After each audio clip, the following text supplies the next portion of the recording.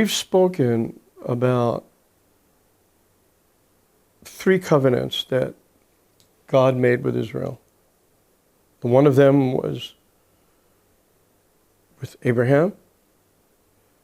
The second came through Moses. I'd like to speak some about Moses' life and actually the message of Moses' life. Wow, what an experience he had. Whoever has seen and been involved with what Moses had? The miracles, the signs and the wonders that God performed to deliver Israel out of Egypt. Just that. And then the whole trek through the wilderness and all that he saw and all that happened. You know, I think Moses was the instrument, if you will, to bring forth the Torah, the teaching of God, the revelation of God's nature to mankind. First, of course, to the house of Israel, and then as Israel to be a light to the nations, out to the rest of the nations. No one knew the Torah like Moses. He lived it. We see in his life, as it unfolds, and he comes to know who he is while he's still in Pharaoh's house, meaning he came to know that he was of Jewish descent. And that created something inside of him that led him at a point when he saw an Egyptian taskmaster beating a Hebrew slave that he killed the Egyptian. He got angry and he was overcome. And then we know the story that he was afraid that he would be found out by Pharaoh, so he went to the desert. 40 years in the wilderness. And then one day he encounters a burning bush that wasn't consumed. And God speaks to Moses out of the burning bush. And not to go through all of the details of this very, very well-known story, but to focus in on one thing. Can you imagine? There wasn't a question, I think, in Moses' mind that this was God speaking to him. Because this voice is coming out of a bush that's burning, that's not being consumed. This is obviously not a natural situation. And God says to him, Moses, I want you to go and deliver a message for me. I want you to talk to Pharaoh, and you need to talk to the children of Israel and bring what I am telling you to them. Now, Moses' response was, to put it very simply, he says, no, I don't want to do it. I'm not capable. I'm not able. I don't speak well enough. And whether he stuttered or it was the fact that he didn't know Hebrew well enough to talk to the Israelis, leaving that question aside, the simple fact was God said go, and Moses said, no, I can't. Okay, so God said, I'm going to bring your brother and he will speak for you. You know, if you follow 10 verses after that interchange, it says that God sought to kill Moses. It doesn't say exactly why, but you put 2 and 2 together that Moses didn't exactly receive what God wanted him to do, and God was somewhat upset by it. Moving on a little bit further, Moses goes up Mount Sinai, and God cuts out 2 stone tablets and with his finger engraves the 10 commandments that Moses is to then give to the children of Israel. So while this is all taking place, God says to Moses, I think you need to go down because your people are kind of losing it. They're unrestrained and they're carrying on and they're not doing okay. Now, when we read the passage there, it doesn't speak of God being angry. He doesn't tell Moses, don't give them the tablets. They're not worthy of it. Of course, God knew when he was engraving the tablets what was going to happen. Perhaps it was even happening at the same time. So imagine Moses, when he sees the state of the people,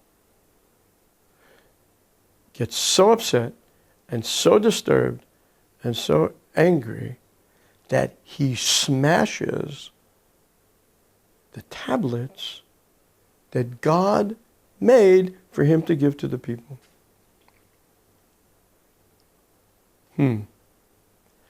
I guess you could discuss this and wonder, and I'm sure the rabbis have Talmudic explanations for all of this, but the fact is, Moses chose of his own accord to break what God had made.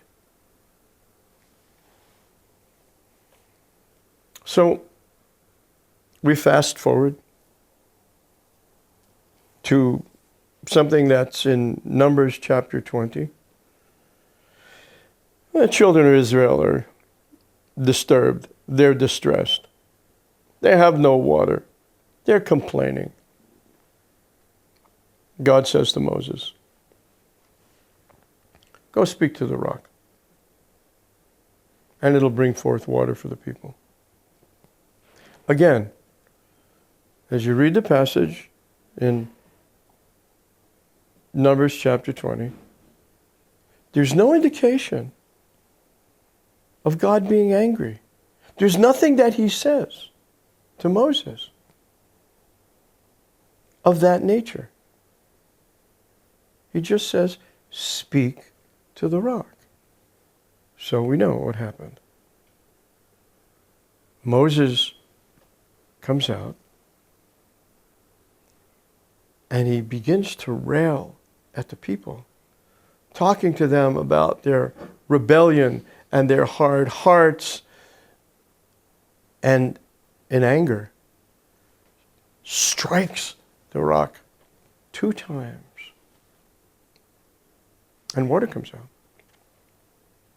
Oh, not to forget, he says, you check it, shall we bring forth water from the rock for you? He says, shall we, shall he and God bring forth water from the rock? My. So God says, Moses, I need to talk to you, Moses. You didn't rightly represent me before the people.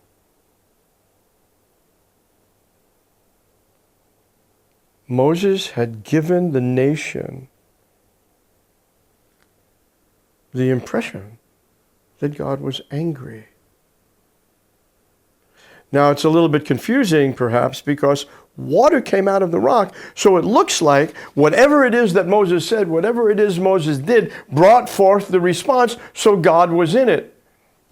But he wasn't. Moses misrepresented God to the people. It's like he took the name of God in vain. And the result was probably as drastic for Moses' life as it possibly could have been when God said, Moses, you're not going to go into the promised land. You're only going to see it.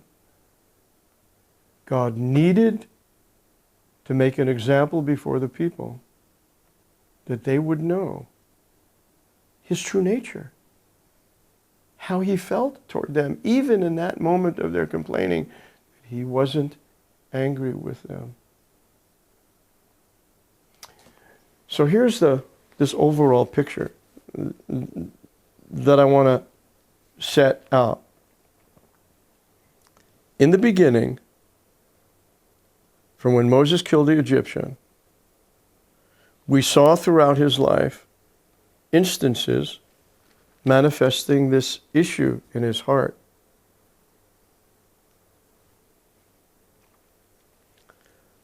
You know, I've said on occasion to people of following the dictates of Orthodox Judaism who look to the law to justify them and say, Moses, who is the, if anybody was, he is the embodiment of the Torah. With all he saw and all he experienced and all he heard from God, the knowledge of the Torah did not change his heart. It did not bring him to the place where he was able to enter into the promised land. And I have said, so if it didn't work for Moses, why do you think that it's going to work for anybody else? Now, if you think that this is a denigrating perspective on Moses' life, consider this. The life of Moses was the message of the Torah. And the message of the Torah is, and we see it in Galatians chapter 3, verse 24, that the law was our tutor to bring us to Messiah. That the Torah, the law, was given to show us that there is nothing that we can do to change our hearts. We can change our actions. Perhaps we can even change our thought patterns, but nothing we could ever do could ever change our heart. If it didn't work for Moses, it's illogical to imagine that anybody else would be able to succeed by keeping the Torah, that they would internally be acceptable to God. Moses' life and this outworking of instances was the very proof of the purpose to which the Torah was given. It had to fail. And so that we don't wonder about how God really feels about Moses. He appeared with Elijah on the Mount of Transfiguration with Yeshua. So Father was not ultimately upset with Moses. Moses fulfilled the purpose to which he was called. And I want to say here that this principle concerning how we get changed, that we see in the story with Moses, we see how it didn't work, but in our own lives, in our personal situations. Beloved, it's the same thing. When we encounter issues in ourselves, ways that we're not okay, the way you don't function right, things in our personality that continue to manifest and cause people hurt and wounds, and you sit with it, and you sit with it, and you pray about it, that doesn't change. This has been my experience. And then, one day, after you've wrestled with it, after we've walked in the footsteps of our father Jacob, who in wrestling with the angel over the dynamics within him, and we talked about that when we looked at Jacob's life, and said, I'm not going to let you go. I am determined to hold on to you until I get changed. And we're saying to him, God, Father, I can't go on like this. I can't be like this, and I can't change myself. That was the statement that Jacob's wrestling made. And in that moment, the Lord touched his body and changed his name. And so this is the pattern. Knowing what is right will never be enough to bring us to the place of being acceptable to God. It will always be a sovereign act of a life exchange with Messiah.